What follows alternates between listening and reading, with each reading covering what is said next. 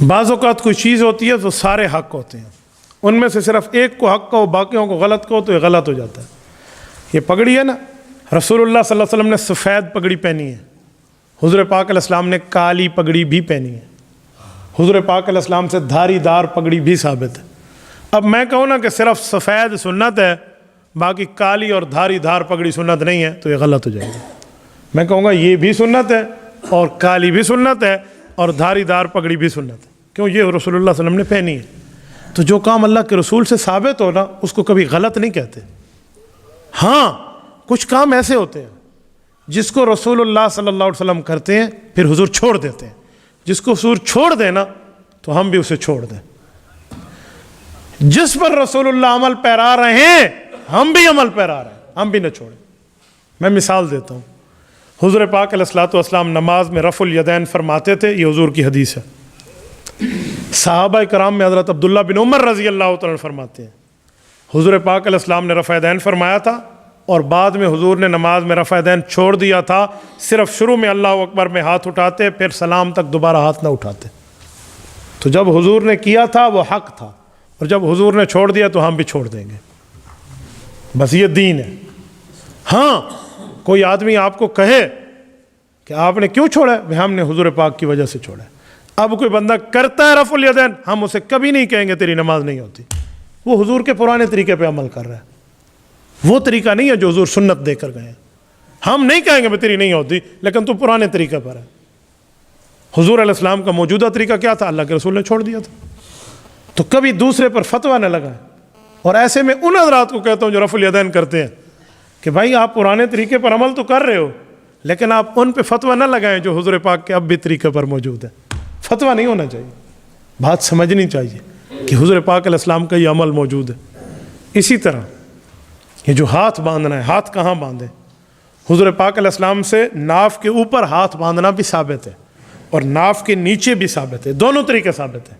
سینے والی بات نہیں، سینے والا کام عورتوں کا ہے۔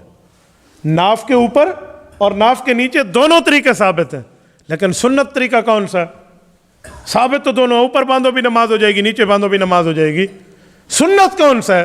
حضرت علی المرتضیٰ فرماتے ہیں، سنن نبی داؤد کی حدیث ہے، ان من السنہ وضع الکف علی الکف فی الصلاۃ تحت السرہ، کہ ہمارے پاک پیغمبر کی سنت یہ ہے دائیں ہاتھ کو بائیں ہاتھ پہ رکھو اور ناف کے نیچے رکھو۔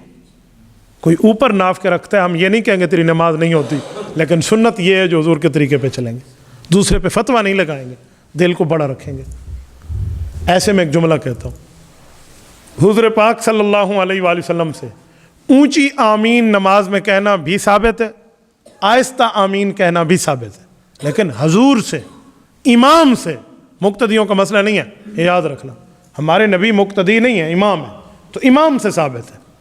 حضور علیہ السلام نے اونچی بھی فرمائی آمین، آہستہ بھی فرمائی، یہ دونوں طریقے اللہ کے رسول سے ثابت ہیں۔ لیکن سنت کیا ہے، اس پر دلیل کیا ہے، مضبوط اور سب سے بہتر طریقہ کیا ہے، وہ اونچا ہے یا آہستہ ہے؟ آؤ میں دلیل دیتا ہوں، وہ آہستہ ہے۔ کیوں؟ آمین کیا ہے؟ آمین دعا ہے، یا آمین اللہ کا نام ہے، دو چیزیں ہیں۔ حدیث پاک میں لکھا ہوا ہے آمین دعا ہون، صحیح بخاری کی حدیث ہے کہ آمین دعا ہے، یا آمین اسم من اسماء اللہ تعالی، اللہ کا نام ہے۔ اگر آمین دعا ہے تو قرآن میں ہے ادعوا ربکم تضرعا وخفیہ، اللہ سے دعا مانگو تو آہستہ مانگو، یہ زیادہ اچھی ہے، تو پھر بھی آمین آہستہ ہو گئی۔ اور اگر اللہ کا نام ہے تو وذکر ربک فی نفسک، اللہ کا نام آہستہ لو، یہ زیادہ بہتر ہے، تب بھی آمین آہستہ ہے۔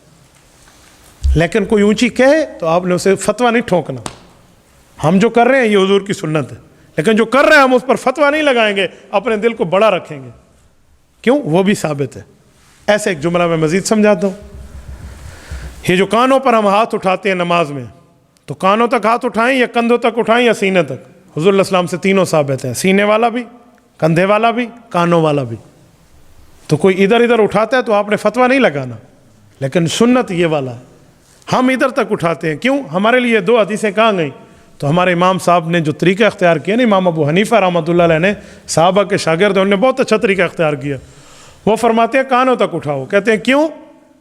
یہ جو دو حدیثیں اس پہ عمل، وہ کہتے ہیں جب کانوں تک ہاتھ اٹھائیں گے نا تینوں حدیثوں پہ عمل ہو جائے گا۔ وہ کیسے؟